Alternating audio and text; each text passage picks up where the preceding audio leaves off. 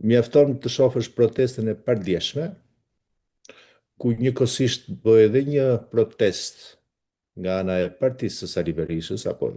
e mbështetur prej tij, për një kauzë të drejtë dhe vetëm numrat, masiviteti i madh i kësaj proteste spontane të lëvizjes së qytetarëve të lirë apo të çliruar kundër një përkundër një organizimi të tillë të rrudhur numerikisht siç i ka tashmë Sali Berisha, tregon fare qartë që kjo protestë jo vetëm e ka sfiduar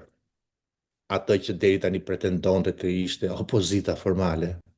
po sfidon, siç e thash më lart, edhe të gjithë spektrin politik shqiptar.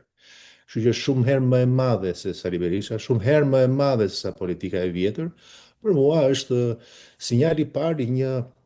agimi të re të epokës politike të shoqërisë shqiptare.